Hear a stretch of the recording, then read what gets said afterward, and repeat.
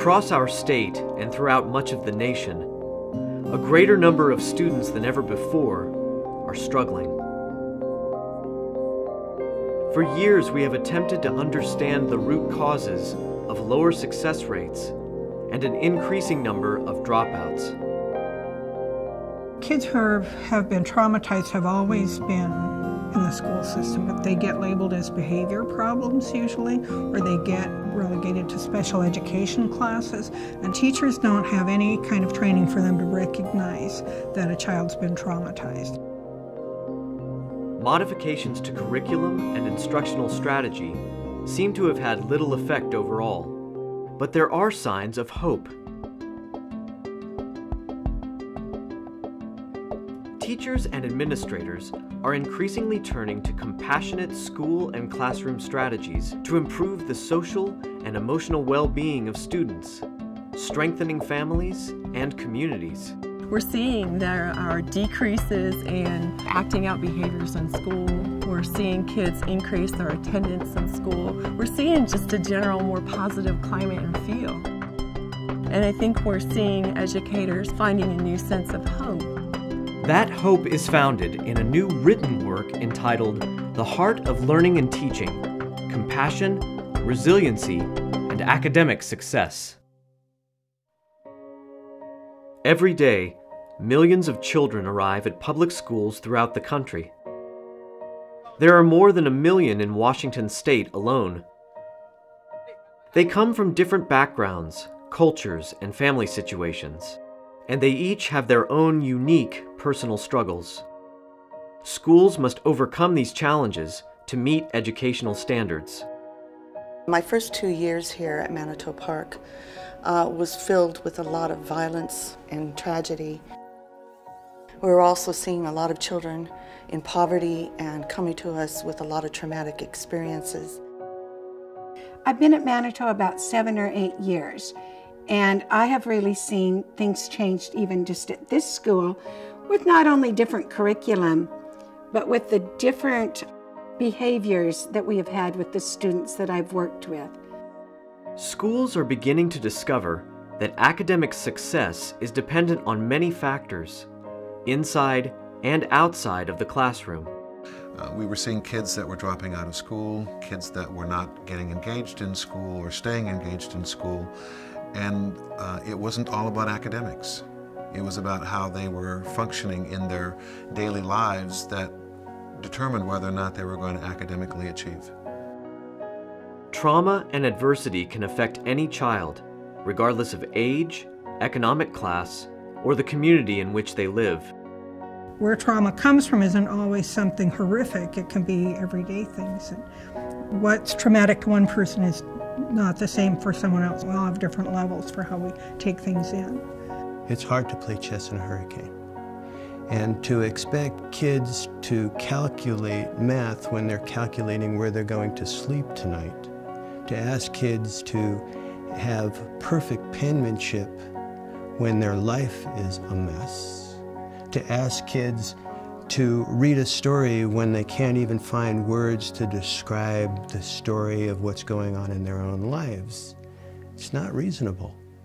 Many teachers have devised ways to deal with students' personal adversity and trauma, but very few written resources have been developed.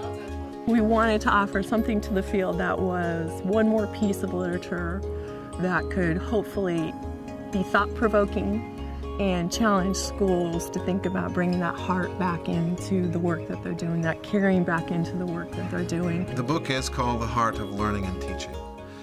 And we came to that title because we really feel that you cannot teach the mind until you reach the heart. The book, The Heart of Learning and Teaching, represents years of study and extensive interviews with researchers, scientists, teachers, and administrators in the field, as well as students and their families. Its 6 concise chapters focus on the relationship between trauma and learning, taking care of ourselves while tending to the needs of others, compassionate school and classroom strategies, and forming partnerships with schools, families, and the community that support vulnerable students. It also contains real-life examples from the field as well as an introduction to other resources on the subject. The book underscores the importance of positive interactions between educators and their students.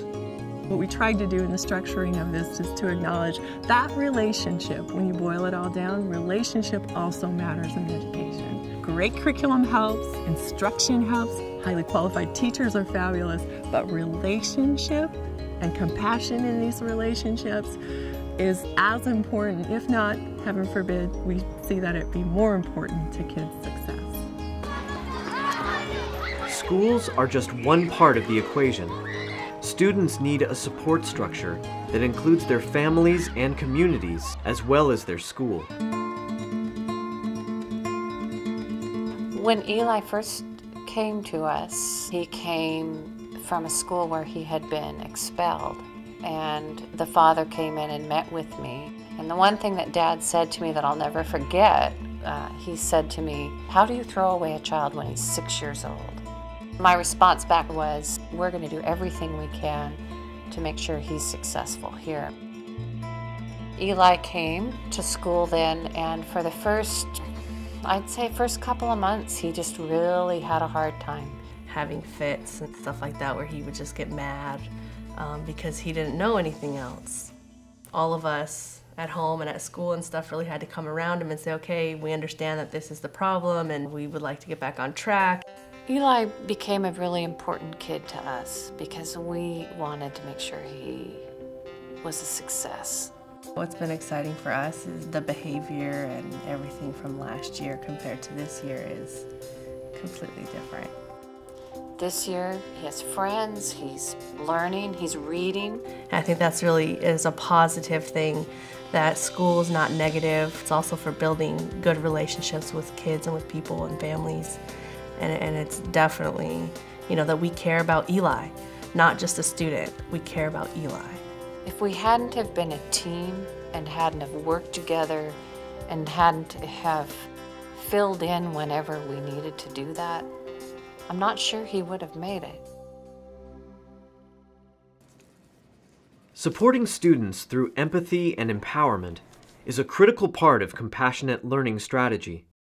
But teachers themselves need support as well.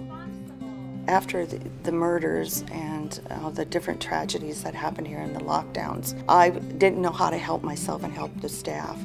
So what this training did was let us put ourselves as a priority and take care of ourselves. We really believe that it's an ethical obligation of educators to make time and energy to practice being well so that when they enter the school, they can be fully prepared and equipped to engage with kids. It gives me a different outlook. And sometimes I kind of laugh about it.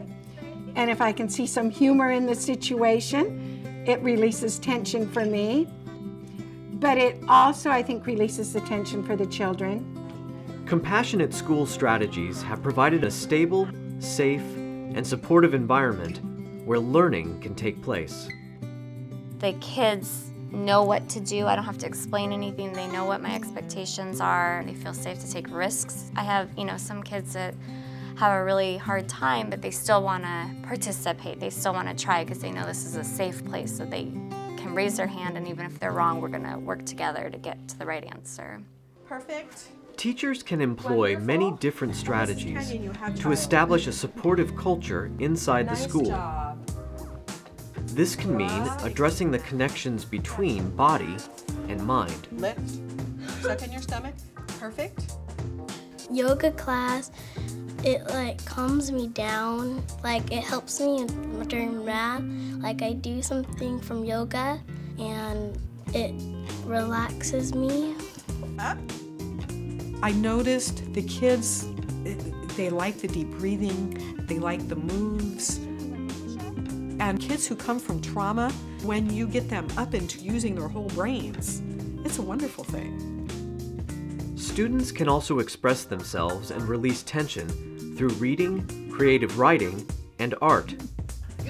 In a compassionate learning framework, teachers are encouraged to use creative strategies to help foster overall well-being among students, often leading to academic and personal success.